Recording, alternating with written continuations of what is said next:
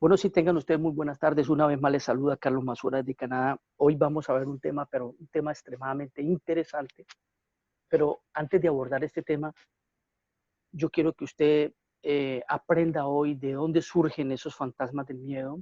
Vamos a ver la parte de la biología, vamos a ver cómo se originan esos miedos, de dónde están originados esos miedos que están allí guardados en sus programas. Son programas que usted ya guardó, pero que usted alguna vez no sabe cómo es que esos miedos están allí en su programación que usted de hecho ya tiene, pero que se estimulan inconscientemente. Entonces, hoy vamos a trabajar eso y por eso le hemos puesto los fantasmas del miedo, porque están allí como un fantasma y se esconden allí en el subconsciente. Allí en el subconsciente están escondidos tres enemigos que usted debe eliminar. Los tres enemigos que usted debe eliminar son la indecisión, la duda y el miedo. Yo se lo voy a repetir, la indecisión, la duda y el miedo. Estos tres malvados enemigos están íntimamente relacionados porque donde se encuentre uno, los otros dos también pues están allí muy cerca. ¿Sí? Por eso que usted debe saberlos identificar. Por ejemplo, la indecisión es el retoño del miedo. ¿Okay? La indecisión se cristaliza en duda y juntas se combinan para convertirse en miedo. El proceso de combinación de todo esto normalmente es muy lento. Y por eso es una de las razones por qué estos tres enemigos son tan peligrosos. Porque usted no los detecta en su determinado momento. Usted no sabe detectarlos. Usted ni siquiera sabe que están aquí. Y es aquí donde viene el trabajo de nosotros. Junto con ellos hay seis temores básicos que lo pueden llegar a estimular. Y antes de poder dominar pues, ese enemigo, debemos saber, debemos saber sus hábitos y ese domicilio. Por eso es que usted debe analizar detenidamente si alguno de estos seis temores se han unido a usted. No los vamos a hablar de ellos totalmente, vamos a hacer una hipnosis porque usted no puede dejarse engañar por los hábitos. Estos son hábitos que yo ya le dije a usted anteriormente y ahorita los vamos a ver lo que pasa cuando a la edad de 1 año a los 35 años, qué pasa en todo este proceso. ¿Sí? ¿Por qué usted no puede dejarse engañar por los hábitos de estos sutiles enemigos? Pues porque muchas veces ellos permanecen escondidos allí en el subconsciente. En el subconsciente. Es allí donde son difíciles de detectar, déjame decirte. Son difíciles de localizar y aún es todavía más difícil de eliminar. Por eso es que quien le sabotea a usted todos los proyectos que usted comienza a hacer es el subconsciente. Yo quiero bajar de peso, pero usted lo programa conscientemente. No lo hace a nivel subconsciente y ahí es donde está la falla. Lo mismo la adquisición de dinero y todas estas formas de hacer los enunciados, que dije, yo quiero ser millonario, yo quiero ser millonario. Usted lo está haciendo consciente, pero no lo está programando a nivel subconsciente. Es ahí donde surgen las fallas. Vamos entonces ahora a ver los 6 temores básicos. Los 6 temores básicos que en conjunto los seres humanos sufren de alguna u otra ocasión, y pues aquel que no sufra de estos 6 temores a la vez pues puede considerarse un afortunado o una afortunada. Yo diría que sería una persona ya que ha superado muchos aspectos de la vida y uno de los temores es, el primero es el temor a la pobreza, el segundo temor es el temor a las críticas, el tercero es el temor a la mala salud, el cuarto temor es a la pérdida del amor de alguien, el quinto temor es temor a envejecer y el sexto temor es el temor a la muerte. Todos estos miedos o estos temores están allí arraigados de una u otra manera. Y el predominio de todos estos miedos, pues hombre, déjame decirte que son, son una maldición para el mundo. Y siempre han funcionado por ciclos, por ciclos. A ver, veamos. Son ciclos más o menos de 6 años. ¿Sí? Veamos, por ejemplo, cuando hubo el ciclo de la depresión en los Estados Unidos, una depresión económica que hubo allí, ahí nos estábamos debatiendo en un ciclo del temor a la pobreza. Ahí se vino eso. Luego se vino la Primera Guerra Mundial y estuvimos en el ciclo del temor a la muerte. Y muchos de nuestros países en Sudamérica están teniendo ese temor a la muerte, porque Colombia ha sido un país que vivió la guerra de los 1000 días. Todos esos aspectos están guardados allí en el subconsciente. Todos esos miedos están guardados de una u otra manera, porque lo vivieron cuando chicos. Ahorita vamos a ver por qué están ahí guardados, cómo se grabaron todos estos miedos allí. Esto es lo más importante. Luego pasamos al ciclo del temor a la mala salud, que es un ciclo que estamos viviendo ahora. Un ciclo de la mala salud, como quedó pues evidenciado por las epidemias que hubo en determinado momento, enfermedades que se expandieron por todo el mundo. Tuvimos allá en Europa la fiebre negra, tuvimos diferentes enfermedades que mataron mucha gente. Y ese temor hoy día pues vuelve otra vez en un ciclo con otras enfermedades, pues que ya la gente comienza a asustarse y comienza a actuar lo que es el estado mental. El temor es un estado mental.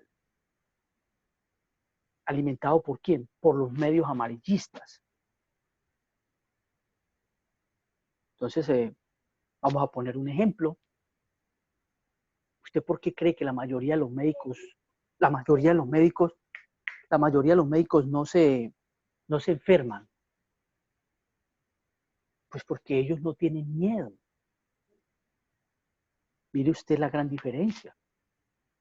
Usted ve que un médico lidia con una y otra enfermedad y a ellos no se les pega.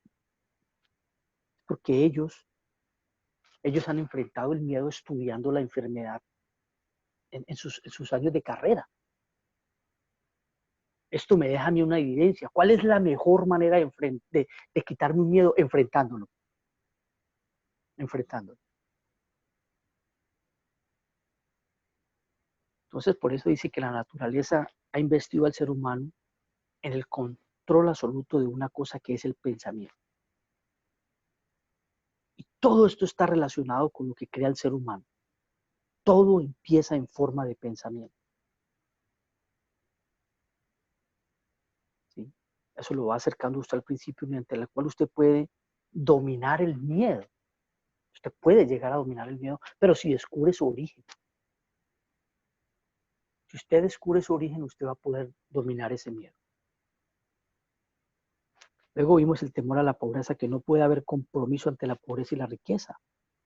Los caminos que van a llevar a la pobreza y los que llevan a la riqueza tienen direcciones opuestas. Hay un camino que lleva a la riqueza y es el deseo, un deseo ardiente. Pero yo debo trabajar ese deseo. Entonces ahí viene que todos los hábitos que se acumulan en el subconsciente viene un proceso a trabajarse desde los primeros 7 años, oigan.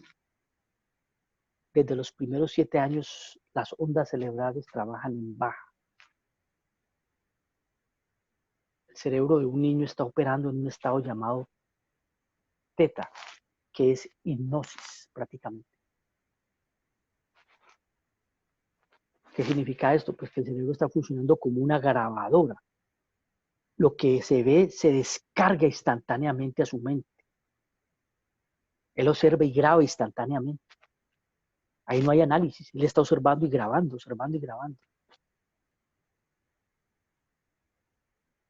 Entonces luego si el niño ve un lado negativo de algo, de una mala interpretación al inicio, pues es un programa que se va a manifestar el 95% de su vida adulta, en la vida de esa persona. ¿De dónde aprende? De las experiencias directas o no. De eso aprender. Él aprende las experiencias directas de los padres o en el medio en el cual él se mueve. Y eso es muy interesante. Bueno, entonces ahora viene que nosotros, por ejemplo, decimos, bueno, vamos a usar la imaginación. Ah, ok, la imaginación. Luego, si yo uso la imaginación, cuando me están pidiendo que trabaje la visualización, que haga todas estas tareas, pues es porque estoy haciendo una nueva reprogramación. Esa es mi tarea. Esa es mi tarea. Entonces, ¿cuál es la respuesta al miedo? Es una secuencia. Vamos a verlo ahora. La respuesta al miedo es una secuencia de biología. Tenemos ahí el hipotálamo conectado con la pituitaria y conectado con la suprarrenal. Oiga bien. Vamos a verlo en el aspecto de biología, ¿verdad? El hipotálamo en el cerebro interpreta, es un estímulo positivo o negativo o neutral. Él solo hace una interpretación. Entonces, si es negativo, tiene 50 trillones de células en el cuerpo que van a dar una respuesta. 50 trillones de células. Luego eso lo coordina con la glándula pituitaria, que es la llamada la glándula maestra. Y luego eso va a generar unas secreciones que controlan la conducta general de esas 50 trillones de células. Entonces, si es un estímulo de miedo que va a involucrar pelear o escapar, como lo hace la cebra cuando la está persiguiendo el león, ella sube la adrenalina para poder escapar de su depredador. El humano pendejo no. El humano sube el grado de estrés y se queda ahí parqueado. La cebra pasa el peligro, baja su grado de estrés y se queda tranquilita. El humano se queda alimentando ese grado de estrés. Y va a ver usted ahorita el daño tan tenaz que es.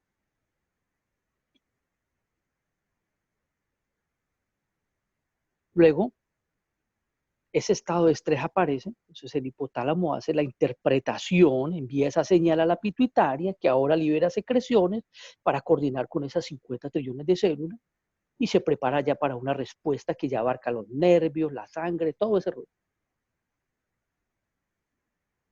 Ah, que un pensamiento es energía, sí señor, un pensamiento es energía y es una vibración. Ah, que podemos leer la energía de esos pensamientos, sí señor, ya hoy día se puede leer la energía de esos pensamientos.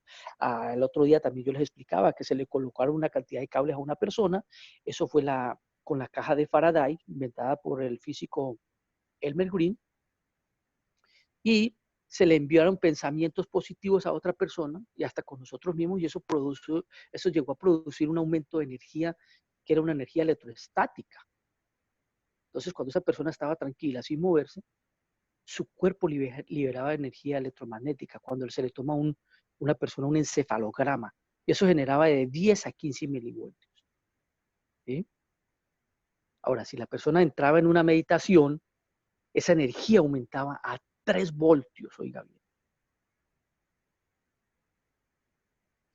Y aún más, si los pensamientos eran de bienestar hacia los demás y hacia la misma persona buenos, el mensaje aumentó a 9 voltios. Ahora usted se podrá imaginar un pensamiento que tiene el humano de 20 a 60,000 pensamientos por día, 14 horas diarias. Multiplique por 9 voltios, positivos o negativos, porque eso puede generar eso. Son mucho más provechosos si yo los aprovecho esos 9 voltios positivamente, dándole bienestar a mi cuerpo. Pero si yo los estoy utilizando esos pensamientos negativamente, pues lo que estoy haciendo es mandándole una radiación a mis células, que son todo un castillo, trabaja una, si una se daña, se empieza a generar las otras, un efecto dominó. Entonces, ¿qué puede resultar de una persona que está acabando en el hueco y finalmente dice, no, pero es que todo me sale mal, ni porque hubiera matado a un cura y y todo el mismo, lo mismo, nada me sale bien. Estrellado nací, No nací para estrella, nací fue estrellado. Toda esa cantidad de pensamientos todo el día que puede llegar a generar ese pensamiento de 9 voltios.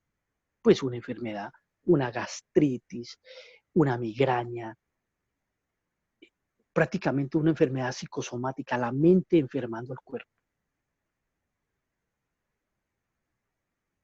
Entonces ahora me queda ya demostrado que las células responden a campos de energía, que responden a los sentimientos, que son más rápidos de lo que puede hacer la química. Por ejemplo, si le van a poner un medicamento a alguien en la vena,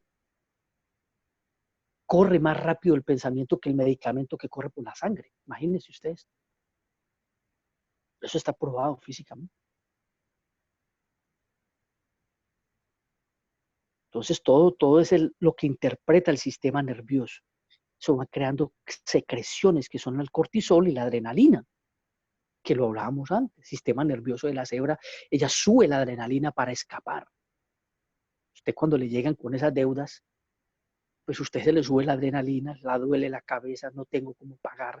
Usted se le vuelve un caos todo eso. Se le vuelve un caos. Ahora, si usted está pensando o imaginando, entonces es el campo de energía que inmediatamente está alcanzando cualquier cosa. Entonces, por eso le dicen a usted que usted use la imaginación, que visualice, porque usted está usando ese campo de energía para bien en ese momento. Ah, pero si usted tiene en la nevera pegada las facturas, las cuentas por pagar, todo ese rollo, ¿qué está trayendo a su mente? Más de eso mismo. Entonces, eso se materializa. Eso se introduce en el sistema nervioso y muchos piensan, ahora muchos piensan que esos estímulos pasan por el sistema nervioso, luego a otro, luego pasa a otro y hace una red. Resulta que cuando la naturaleza de esa se trabaja es con la naturaleza de la conciencia. Ese estímulo aparece y de repente todo el cerebro comienza a crear una respuesta más rápida de lo que puede suponerse que viajara de un nervio a otro, porque eso era lo que pensaban anteriormente. No, es un tema de conciencia. Entonces, cuando usted está pensando en algo, usted lo está trabajando en conciencia. Es un pensamiento, queda claro, es una señal de energía. Así que si las células responden a esas señales de energía, usted las va a saber trabajar. Son las creencias las que formadas por la experiencia de algo positivo o negativo se va creando. Se experimenta de dos maneras. Uno es experiencia directa y la otra es la experiencia indirecta. Y esos son los que son heredados a través de una práctica familiar, como por ejemplo, el niño está viendo a los papás allí, están hablando y dice, ah, no me gustan esos vecinos. ¿Verdad? Le responde la mamá. Se ven como raros. ¿Qué pasó allí con el niño? Él nunca lo experimentó. Así que, ¿cómo, ¿cómo se puede conectar eso con una realidad? Pues simplemente dice algo que si ya cuando es grande, eso va a trabajar por un estímulo, porque acuérdese, él era una grabadora en ese momento, está absorbiendo todo. Entonces él sabe que eso, él no sabe que él ha sido programado para tener una experiencia de esa, de decir, por X estímulo en ese momento, de decir que no le gusta a alguien, pero no sabe ni el por qué. Un bebé no le tiene no tiene temor al miedo, nada. ¿Sabe por qué? Usted ha visto, nosotros hemos sido padres, el bebé se tira. Él no tiene miedo. Él está en blanco. Mientras él está en un estado de hipnosis, en teta, él entra en acción cuando ve la cara del papá, que el niño va llegando a las escaleras y ve esa cara asustada y el niño voltea a mirar. Él graba esa imagen. El niño vio el rostro. Ahora ya él tiene un objeto, una sensación de que eso no es seguro y de que no es seguro para él. Y que le dio susto en ese momento a los papás. Ya él grabó eso. Él al principio no lo sabía, entonces ya eso fue un estímulo creado. Eso pasa con los miedos. Esos fantasmas están allí.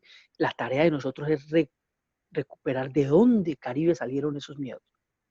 ¿Quién me los incrustó a mí? Eso es otra tarea que hay que hacer una retrospección y descubrirlos. ¿Fue una experiencia directa o indirecta? Esa es la tarea de nosotros. Luego eso se graba como una creencia. Ahí viene el otro rollo. Y esa creencia es un estímulo que se activa a través de una percepción. Por eso decíamos el otro día, las percepciones son ciegas y cada uno las va a defender como quiera. Son ciegas. Percepción religiosa, percepción política, como quiera. El niño en su estado pequeño vio que su papá era liberal, pues él también va a ser un liberal. El niño en su estado pequeño vio que su papá asistía a X iglesia, pues él también va a asistir cuando grande a esa iglesia. Y esa es la percepción que él va a defender. Un niño, por ejemplo, que lo llevan a una tienda y ve esa cantidad de juguetes allí y hace un berrinche, yo quiero uno, papá, yo quiero una. Y el papá le dice, no te lo mereces. Y él comienza a sacar la basura, a poner la comida al gato, a hacer lo mejor posible para recuperar algo de esa tienda que vio esa cantidad de juguetes. Pero tiene una palabra grabada, no lo merezco, no lo merezco. Eso fue una afirmación, una creencia. Ahí fue la función de la mente, la función de la mente es crear una coherencia entre lo que crees en la realidad y lo que estás experimentando. Así que él ya tiene un programa que se descargó cuando no era consciente y lo acabo de grabar, no lo merezco. Tiene un éxito, dice, no, no, usted ha oído gente, no, gracias, gracias, pero no me lo merezco. Ni siquiera está hablando él, está hablando la programación. Una persona exitosa dice, gracias, gracias. Gracias por esos aplausos, no me los merezco, dice. Ah, señor tal, el éxito ha sido total, usted ha sido una persona de mucho éxito, gracias, gracias, pero es que no me lo merezco. ¿De dónde Caribe le salió a esa persona a decir esa frase en ese momento? Pues de una programación. Y esos son los fantasmas del miedo, que nosotros tenemos que aprender a descubrir. Ahora, si tengo éxito, eso viola el programa. Entonces la mente hará que él inconscientemente le sabotee para asegurarse de que finalmente a usted le digan, ¿ves? Usted no se lo merecía a mí. Ah, sí, tiene razón. ¿Verdad? No me lo merecía. ¿Y todo qué? Debido a una bendita programación. El niño graba todo lo que ve de su entorno. Si el papá le teme a las avispas, pues él también le va a tener miedo a las avispas. Yo también debería temerle, dice él. Ah, ok, mi papá le tiene miedo a las avispas, yo también le voy a tener miedo a las avispas. Entonces la persona va a tener una idea de todos esos estímulos que están en el mundo exterior. También hay estímulos en el mundo exterior, eso lo veíamos el otro día. Pueden ser estímulos trabajados por una interacción personal con el mundo o pueden ser de una segunda, adquiridos de una segunda forma, que se lo pasó la familia, los vecinos, todo. Todo eso se forma del primer año hasta los 35 años. Todo esto que le estoy yo hablando a usted aquí ahora mismo se forma del primero a los 35 años. Ahí creó su personalidad. Luego vienen los 40 y ya son programas en piloto automático. Solitos trabajan. Y es interesante porque si usted lo piensa de esta manera, vamos a ver, por ejemplo, cuando usted es intolerante, pues usted va a decir, bueno, yo soy intolerante. La intolerancia es un estrés de hecho. Entonces, usted crece en una familia que era intolerante hacia X personas, pues ahora usted va a buscar la razón por la cual usted es intolerante. Ah, pues mis padres, a causa de mis padres. Esos son todos esos fantasmas de miedo que están allí. Cuando desaparecen todos esos miedos, va a irrumpir el progreso. Mire lo que ocurre en las calles. La mayoría de la gente no progresa, no porque le falta dinero, no, sino porque le sobra miedo. Por eso yo el otro día le decía a los otros hermanos que usted va a tener que exigirse más, usted va a tener que modelar y por último entregarse a un ser superior sin vacilación alguna. Esas son las 3 maneras de acelerar el proceso para progresar más rápidamente y dejar todos esos miedos a un lado. Cuando usted descubra, bueno, entonces, ¿qué es lo primero que tengo que hacer? Usted se va a exigir más. Usted va a buscar la raíz de esos miedos. Usted va a buscar a alguien, cuando usted lee más libros, un libro al mes, cuando usted se rodea de seres que no son tóxicos, de seres positivos al lado suyo, de la familia de Coach One, cuando usted se levanta, hace más ejercicio a la semana, cuando usted empieza a querer su cuerpo, cuando usted se alimenta mejor, cuando usted es un ser más espiritual, no solo usted va a practicar la oración, sino que la va a vivir, se preocupa de servir y ayudar a los otros, a su equipo, a su organización, entonces usted va a progresar más rápido. El segundo aspecto ya sería modelar. Usted va a estudiar los hábitos y la mentalidad de una persona de referencia que usted ponga. Ponga la que usted quiera en el momento que usted quiera seguir. Usted va a modelar a esa persona en el aspecto empresarial, porque ahí él es bueno. Usted no conoce la otra faceta de la persona. Usted puede modelar a George, usted puede modelar a Antonio, a cualquiera de ellos, pero en el aspecto empresarial, porque usted no conoce la otra faceta de la vida de la persona. Entonces esa es la tarea de nosotros. Usted va a modelar un líder en el aspecto empresarial porque ya tiene la fruta en la mano.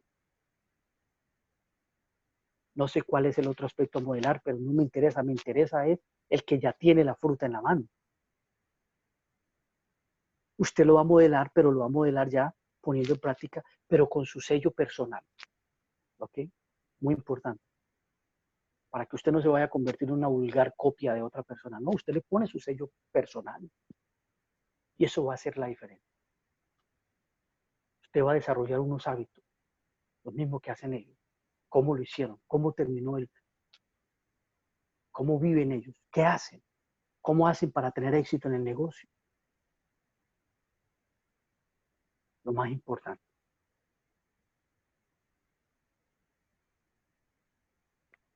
La tercera parte, que ya lo digo, entregarse a un ser superior. Con toda la fe del mundo, porque esa fe tiene que alimentarse, no de dientes para afuera. Una fe fuerte que diga, bueno, yo quiero ser millonario y que después te dicen, ¿será que será? Dicen muchos, haga su primer millón en crowdfunding. ¿Y cuándo yo me voy a hacer el primer millón? Te está dudando, dígame muy bien. Entonces eso no es fe.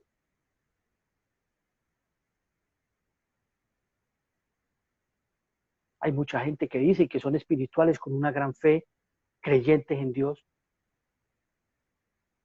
pero que poco han progresado. Entonces, si tienen que tener tanta fe, ¿por qué tienen tantos miedos? Se la pregunta. Luego eso se junta que los miedos y la fe no son compatibles. Cuando usted sigue a un ser superior y deja que se haga la voluntad de ese ser, los miedos desaparecen. Éxitos y nos vemos en los aeropuertos del mundo. Chao, bye.